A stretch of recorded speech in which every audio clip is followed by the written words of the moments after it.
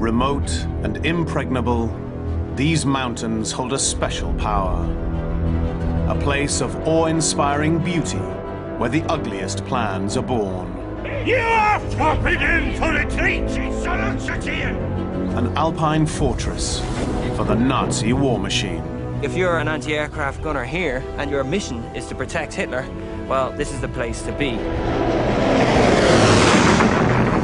A megastructure of maniacal proportions pushes engineering to breaking point. I have promised this personally to the Führer!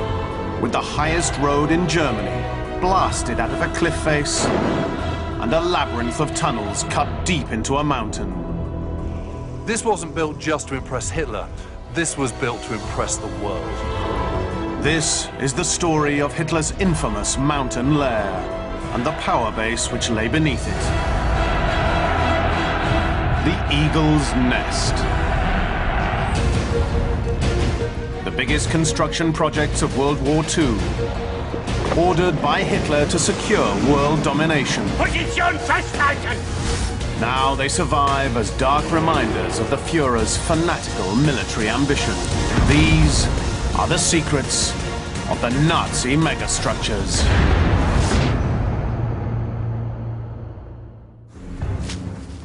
The 25th of April, 1945, Obersalzberg, Bavaria. Hitler's mountain headquarters is under attack.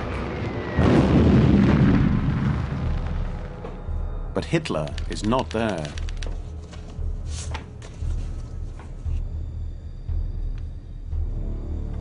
News from Obersalzberg, mein Führer.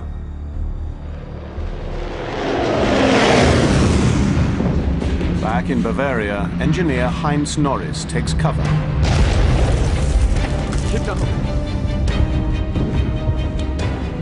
The site manager's office was lifted 2 stories high into the air and collapsed in a cloud of dust.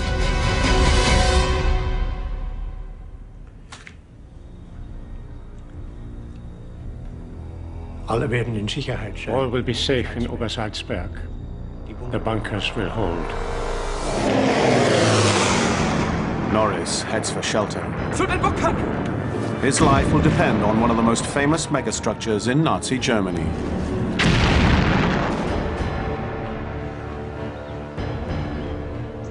Today, little remains of Hitler's mountain lair. But what's left provides vital evidence of this bastion of Nazi power and supremacy. I'm gonna have a go, try and get in.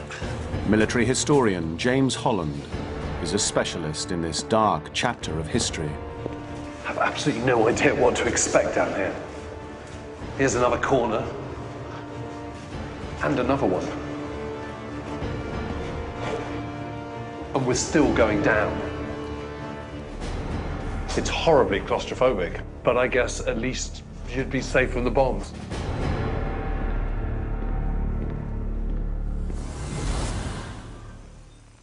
The story of this Nazi megastructure begins in 1923, 300 miles south of Berlin, in the tiny Bavarian district of Obersalzberg. It's a small rural area on the tree-lined slopes beneath the Kehlstein mountain. When Hitler first comes here as leader of the Nazi Party, he stays in a nearby chalet. Later, he rents a house. And when he becomes Chancellor in 1933 and then seizes power, he buys it with royalties from the sale of his book, Mein Kampf. Soon he starts to redevelop the house and calls it the Berghoff. Over 80 years later, fragments of this house can still be found, if you know where to look. Despite the trees, it is quite easy to start to piece together where this house was and what bit went where. Once you start looking, there's actually quite a lot of clues here. Look at that, there's a bit of granite. That would have been on the front of the Berghoff. Look at this. This sort of asphalt here, I can only guess it was the end of the driveway. And you can imagine, I suppose, the cars pulling up, going out and up into the house, which would have been perched sort of right in front of us here. The one substantial feature that still remains is the retaining wall, and of course you needed that because this house was dug into the side of the hill. The Berghoff will become a massive mansion with vaulted ceilings and wide staircases, a dining room, a library, a great hall, and a raised terrace. The terrace was one of the most famous or infamous parts of the whole Berghoff. That was where Hitler did a lot of his entertaining. It's where Eva Braun would have taken her guests. And this is where it was. Former shop assistant and model Eva Braun is Hitler's long-term mistress. 23 years his junior, she's an aspiring filmmaker. Her home movies provide a unique insight into life at the Berghoff.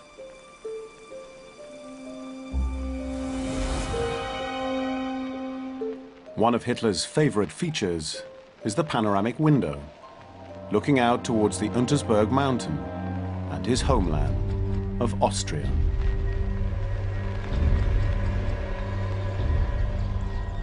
The scenery's majestic power fuels Hitler's darkest plans. I'm not drawn there merely by the beauty of the landscape. I feel myself far from petty things, and my imagination is stimulated. With Hitler settled here, many of the Nazi elite follow. The district of Obersalzberg needs to change. The man who will transform it is Martin Bormann, a ruthless and ambitious Nazi party official.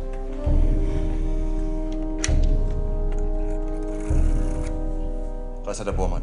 Reichsleiter Bormann. It's about the eviction of residents on the Obersalzberg. The question is, have the remaining 10 families moved out yet? If they are not out within a week, then we'll kick them out. Bormann is a sort of angry young man, a thug. He's not very well educated. He's not very sophisticated, but he immediately comes under the spell of Hitler and slowly but surely starts to climb the greasy pole of Nazi hierarchy. In 1933, Hitler appoints Bormann as Reichsleiter, one of the highest ranks in the Nazi party.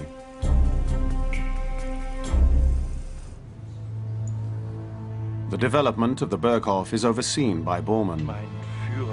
And here, my Führer, this must be a metal beam to support the wall above. Oh yes, that's, yeah, then it makes sense. Bormann was sometimes referred to as the gray eminence because he was back in the shadows, but really he was the power right behind Hitler in this area. Knowing Hitler's love of architecture, Bormann devises new building projects to gain favor with his Führer and strengthen his own position. He now plans to construct an entire mountain fortress across the whole of Obersalzberg. Engineer Heinz Norris is the deputy site manager. Bormann's coming. Watch yourself, huh? He experiences firsthand Bormann's maniacal temperament. Stop, stop, this is wrong. 3 meters! 3 meters! Bormann appeared to be an unflagging, restless bundle of energy, equipped with incredible drive. On his feet day and night, making monstrous demands on his staff, asking for the impossible. Not there!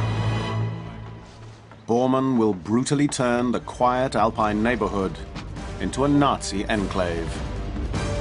Here, Hitler will plan some of the most horrific acts of the 20th century.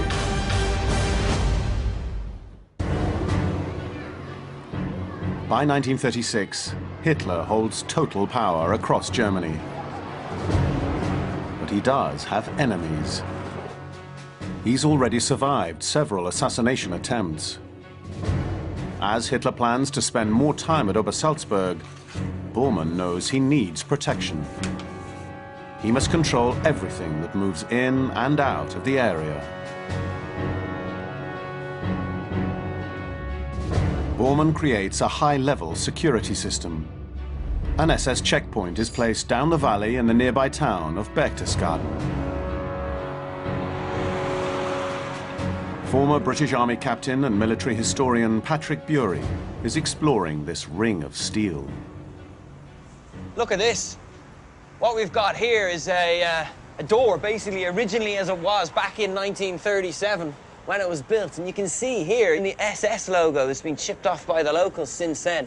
And this would have been the entrance into the SS guardhouse. Here you could have had an area where the NCOs inside would check the passes, and then probably another area inside there to store weapons and things like that. So this SS guardhouse marks the outer cordon of the security zone for the Obersalzberg. Any visitor allowed past this checkpoint would be greeted with a second one further up the hill, and then a third just below Hitler's Berghoff. And this is interesting, because what we've got here is the stone foundations of what would have been the most elaborate and most important checkpoint on the Obersalzberg. This part here was actually built out of wood, and it would have gone across the road and then linked up on the other side, and there would have been a gate here to stop anyone coming through.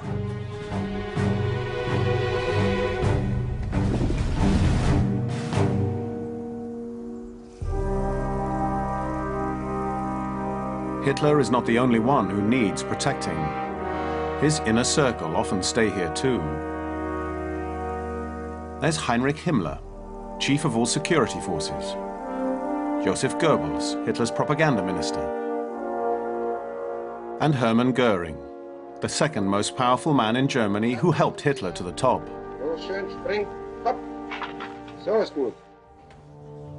Among such heavyweights, Bormann has to work hard to keep ahead. By manipulating the layout of Obersalzberg, he can keep the competition at bay. So there's the Obersalzberg spread before us, and you can just see that rooftop peeping through the trees. To the right of that, that's the Berghoff, Hitler's house, for all the world to see. And then if you see the top of the hill, that open space, that's where Goering's put himself.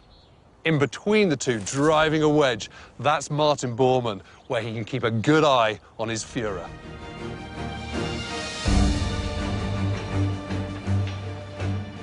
In June 1936, the nearby Platterhof Hotel is bought up and remodeled exclusively for Nazi Party officials. Bormann tightens Obersalzberg's security further. He builds Barracks Square to house and train 2,000 SS troops. In just a few years, from 1935, Obersalzberg swells from 50 scattered farms and cottages to a vast Nazi complex. All of a sudden, you're building a mini-city for this glitterati of the Third Reich, who somehow shoehorn themselves into the whole area of Obersalzberg. And we get a community that, at some stages, is 10,000 people strong. To keep this Nazi complex running needs a vast infrastructure. One massive building shows clearly the sheer scale of the task. This place, believe it or not, is a coal store. 3,500 tons this thing could take. There's a rumour that when Bormann first saw it, he didn't like the way they'd arranged all the facing of the granite stones, and so he got them to take them all off again and put it back on. What an extraordinary man. In 1936, Hitler decides he wants another Reichschancellery, a second seat of government. It's built a few miles away in the village of Bischofswiesen. Here he can run the country without having to trek back to Berlin.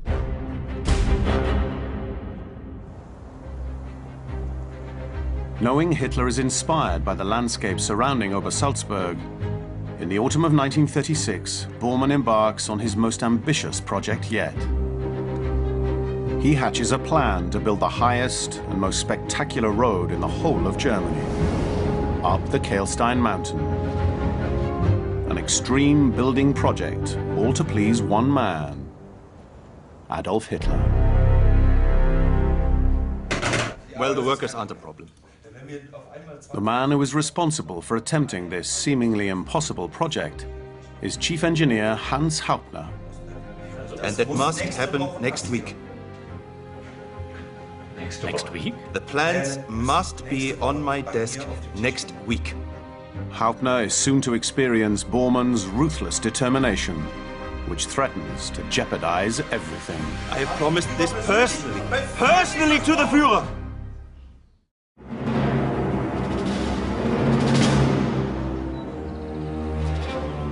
High on the Kailstein mountain, the challenges facing engineer Hans Hauptner and his road-building team are clear to see.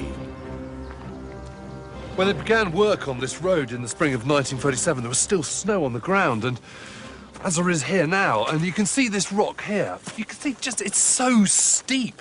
And this is what they're having to contend with. They're having to blast the road out of this almost sheer rock face. And there's a bigger problem. In one place, the planned route crosses weak bands of rock, too unstable to support a road. The only solution is to blast into the mountainside and cut a long tunnel. Nothing can stand in Bormann's way. The road has to be perfect.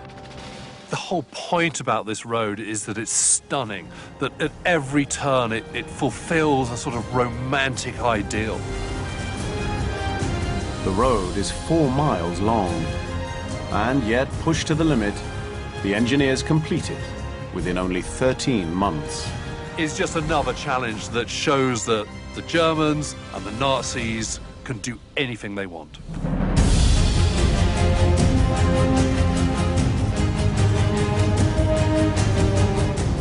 But Bormann wants to top even this extraordinary achievement. As the crowning glory to the Obersalzberg complex, he now demands that a mountain retreat be built on the summit. It'll become known as the Eagle's Nest.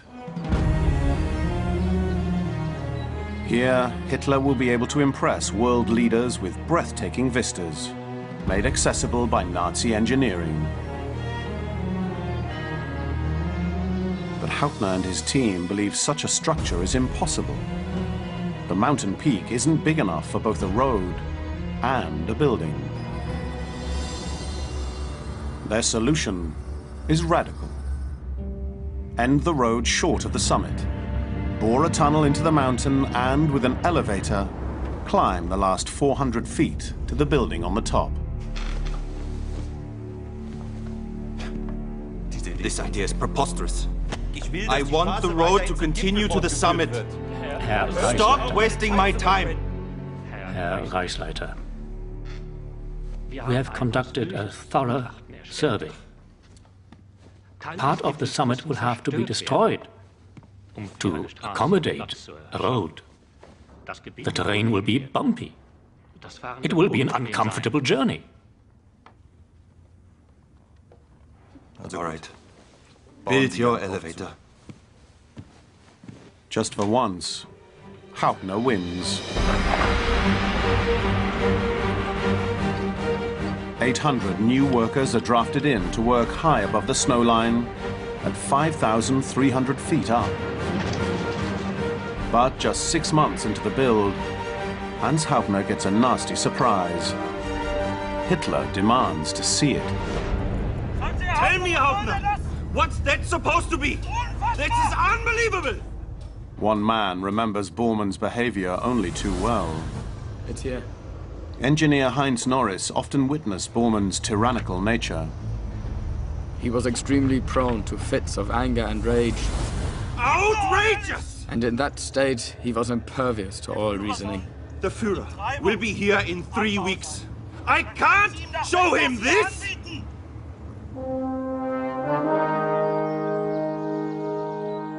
Despite the extreme conditions, in September 1938, the engineers complete the exterior of the Eagle's Nest.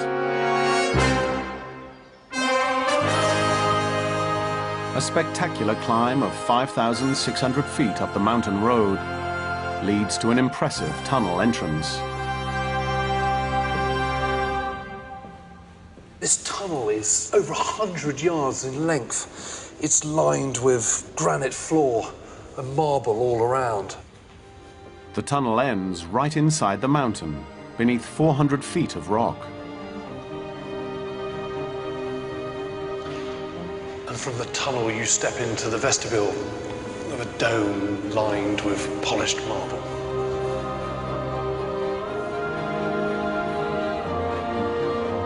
And now into the elevator, which is made of solid brass and lined with leather banquettes. This is a place where no expense has been spared, no small detail overlooked.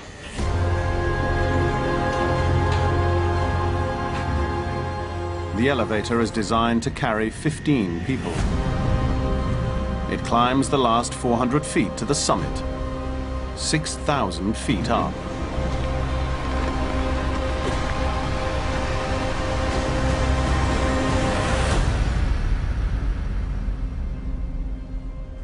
This place may have been born out of megalomania, and it might ultimately be little more than a folly, but from an engineering point of view, it's an astonishing achievement, and no dignitary visiting this could fail to be impressed.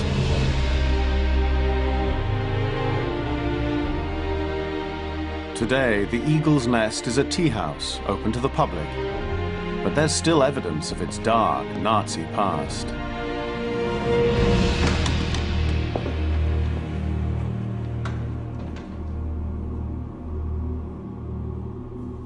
Well, this is a great hall, and you can see it's got massive stone slabs on the floor, great big blocks on the wall. It's to Hitler's taste. It's baronial, it's slightly rustic. But this is the room where they'd have held their big meetings. It's where dignitaries came. It's even where once they held an SS wedding too. Eva Braun's sister, Gretel, held her reception here. But now, Bormann is eager to find out if it'll measure up to Hitler's expectations.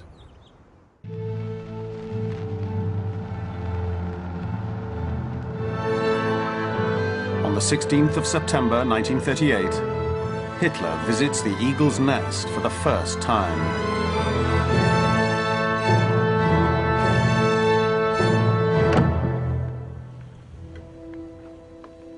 Bormann is anxious to please him. Please bear in mind that you are seeing this 7 months early. It's not completely decorated yet.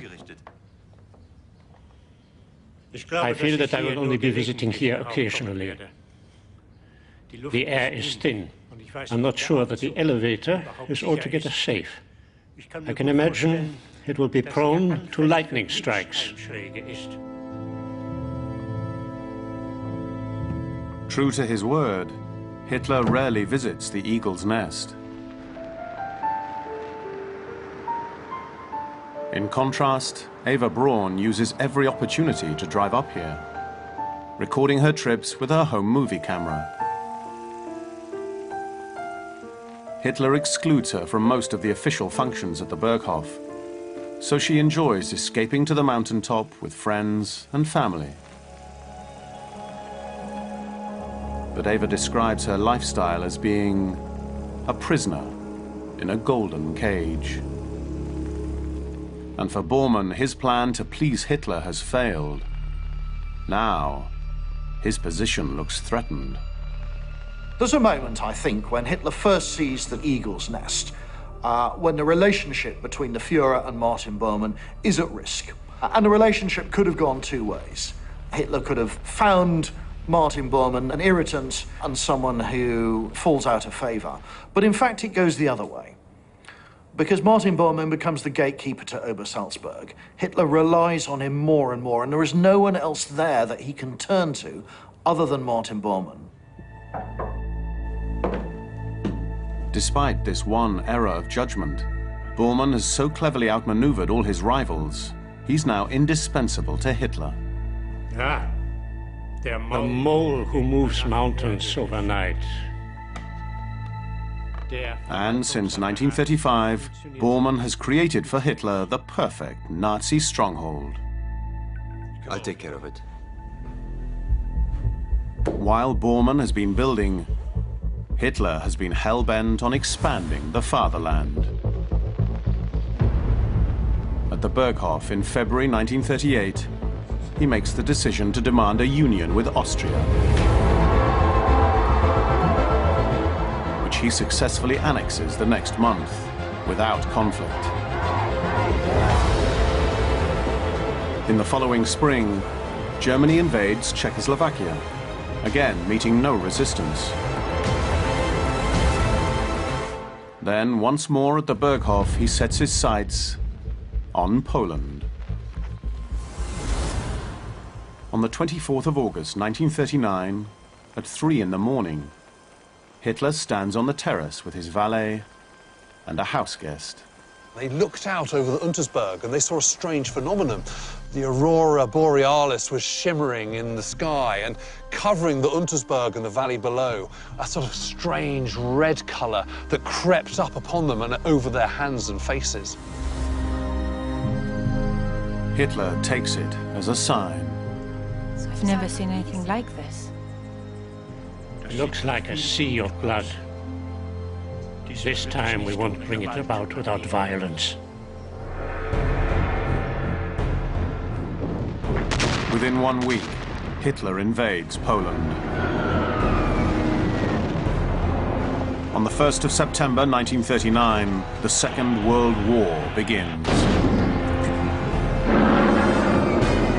Over the next 2 years, his troops sweep across Western Europe.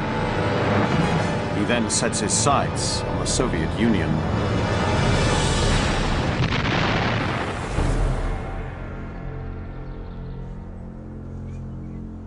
Throughout this time, Hitler seeks solace at the Berghoff, in the peace and quiet of Obersalzberg. Over the war years, he soon only sees the glass as half full rather than half empty, and he doesn't want anything to taint this sort of mountain paradise. And therefore, he gets cast more and more into a world of unreality. Hitler is blind to this. He trusts in his own invincibility, and the Berghoff reinforces his self-belief. All my great decisions were taken at Obersalzberg. So many things were born there and brought to fruition there. But isolated in his mountain paradise, Hitler begins to make disastrous decisions. When his troops are facing desperate odds in Stalingrad in the winter of 1942, his generals beg him to allow them to withdraw. I won't leave the Volga.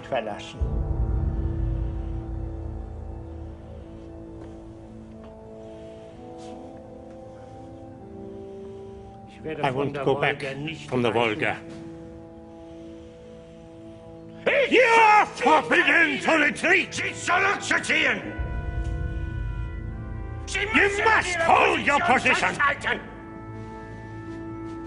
It's a catastrophic decision.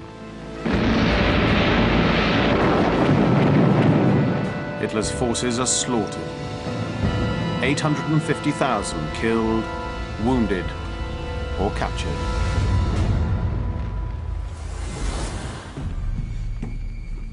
As the war turns against Nazi Germany, Hitler's moods become darker. Staff are often too scared to approach him. It all comes to a head at the Berghoff on D-Day. Up there on the first floor above the living room was his bedroom.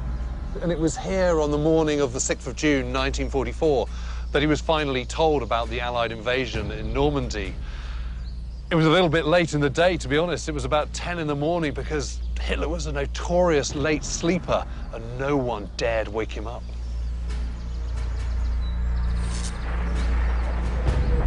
With no direct order from Hitler until late in the day, the Allies gain a massive military advantage. And very soon, they will threaten Hitler's mountain fortress.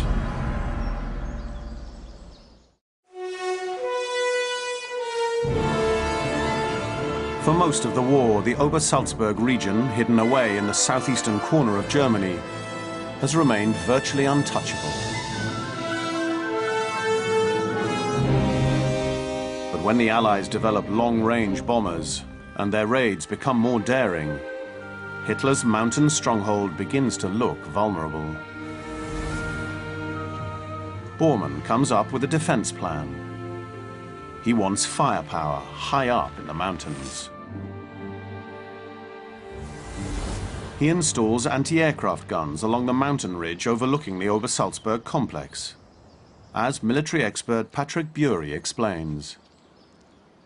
Back in the day, you would have had probably 6 anti-aircraft guns of varying caliber spread out in this area. Now, there's a reason they were sited in this location, and it is precisely because of this. It looks over perfectly over the berghoff, which is basically straight through there. And if you're an anti-aircraft gunner here, and your mission is to protect Hitler, well, this is the place to be. Bormann also plans to create a system of underground bunkers.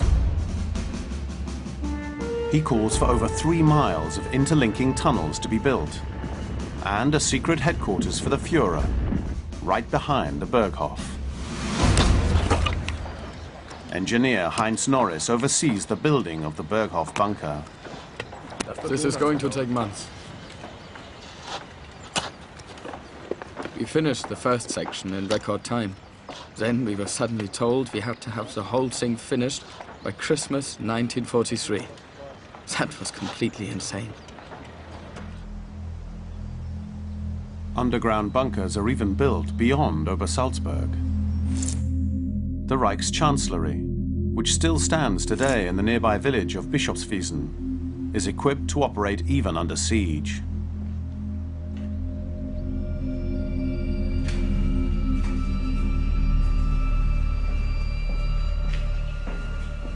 These steps lead to tunnels that go right underneath the Chancellery. Really have absolutely no idea what to expect down here.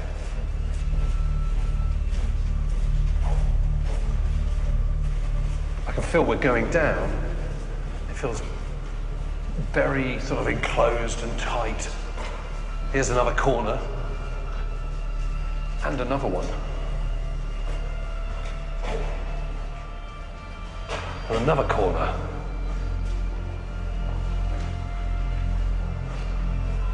And we're still going down. Well, I think one thing's for certain, you're not going to be hit by a bomb this deep down.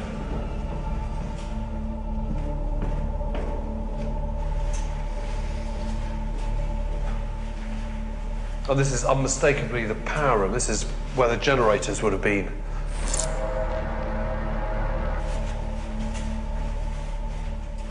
So this is communications room.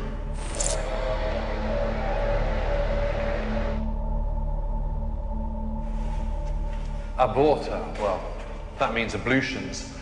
And actually, now I'm looking inside, you can see where the urinals would have been. What you have to remember is that this was designed, built for people to live down here, to eat, drink, sleep, and work for as long as it took, I suppose. Gotta say, I don't fancy it. With sleeping quarters, its own power supply, and communications, the mechanics of government can run smoothly down here, even under attack. But the tunnels lead further. Well, here's a corner, and another one here as well. And these are anti-blast kinks. So that suggested that we're finally getting to the end of this mammoth tunnel. I mean, we must have walked nearly, I don't know, half a mile or something. Just see a glimpse of daylight here. Oh my goodness. The tunnel comes out lower down in the valley. That's extraordinary. It's just coming out in the absolute middle of nowhere, and here's the railway line. What would have happened is this would have been a separate line, and a train could have come up here and people could have come in and gone out without anyone knowing. This is a place to get in secretly and a place to escape secretly too. How absolutely incredible. Bormann continues to burrow underground, creating an enormous labyrinth beneath Obersalzberg, an elaborate network of tunnels and bunkers. Not everyone understands the necessity for so many of them. How's it going? Good. But we need more men. Chief Engineer Heinz Norris only sees the bunkers as an endless waste of resources. Bunkers which may never be used. What is all this for? Will we have to live for weeks on end underground? And when will we have to do so? What on earth is the point of these precautions? For this, I will need every man I have. But for Bormann, his tunnels are part of a bigger plan. If the capital should fall, he believes that his mountain fortress of Obersalzberg is the one place where he can keep his Führer safe.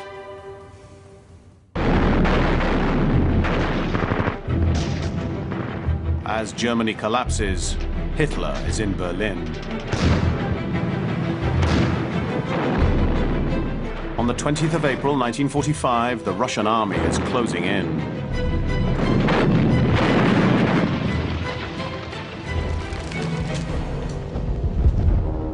Hitler holds up in the Führer bunker.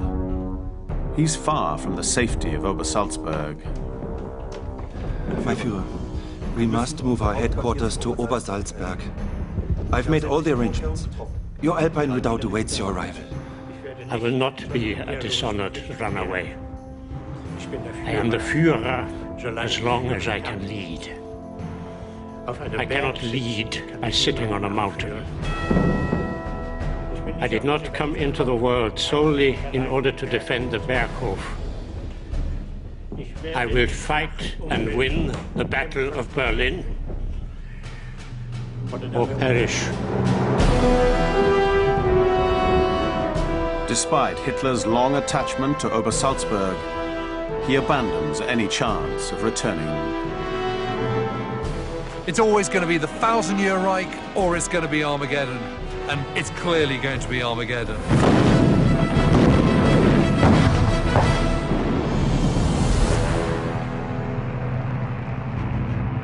On the morning of the 25th of April, 1945, the peace in Obersalzberg is shattered. 2 waves of RAF Lancaster bombers are closing in.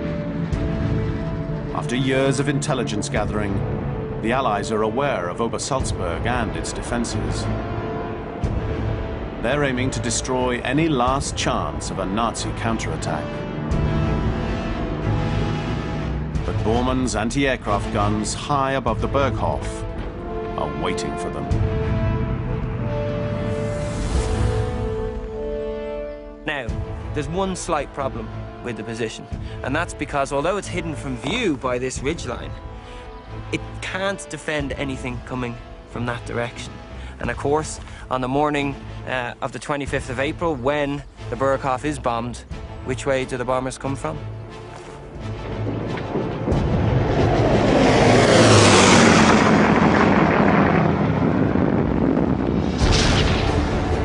Everyone on the Obersalzberg scrambles to the bunkers. After years of building defenses, Heinz Norris's life now depends on them. Zu den Bunkern!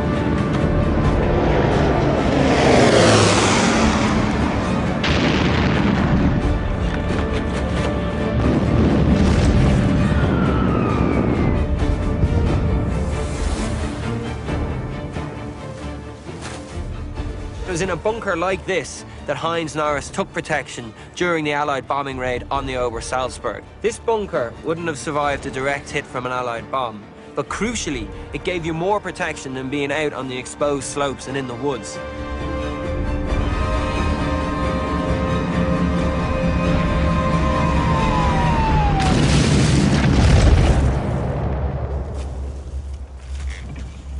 must be the bunker exit I've been looking for. From Bormann's house. This bunker is the only chance that Bormann's family have to stay alive. I'm gonna try and get in. Not the most supple in the world, but let's have a go.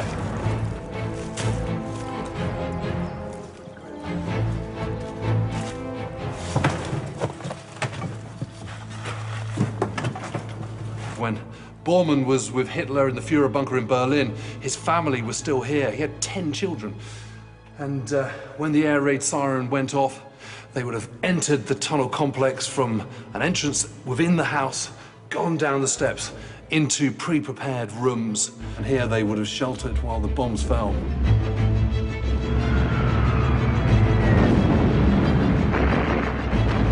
The anti-aircraft defenses prove ineffectual. Only one plane is shot down.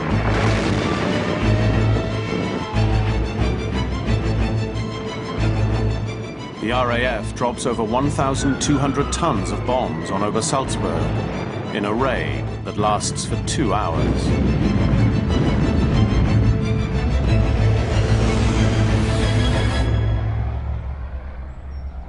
The bunker saved Heinz Norris's life. And he actually survived that bombing and lived to tell the tale.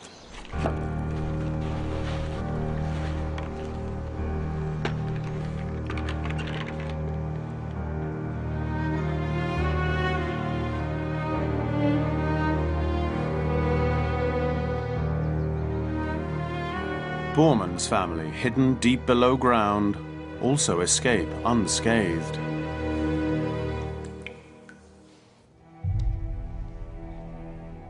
Five days later, with the Red Army in Berlin, Hitler takes his own life. There was nothing left for Bormann. He lived to serve Hitler. When Hitler was gone, he had no power, he had no underlings that he could order around, and there was nothing left for him to do. Bormann tries to escape Berlin. His body is found near the railway station. When his skeleton was finally discovered many years later and subsequent DNA proved that it was absolutely beyond any doubt that was his body, they realized that there were glass fragments between his teeth and it looks like he bit on a cyanide pill. Obersalzberg. 10 years to build, 2 hours to destroy. If Hitler and Bormann had made it to the safety of their underground bunkers, they would have survived the air raid. But even here, for Hitler, the end would have been inevitable. He would have just been a rat in a trap. There was no way he could have defended this area. Hitler would have had no choice but to abandon Obersalzberg. The place which had been his spiritual home and sanctuary, the place he believed made him invincible, lay in ruins.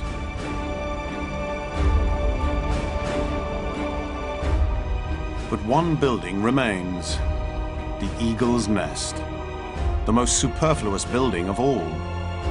It stands today as a monument to the delusion, greed, and excess of Hitler's Nazi regime.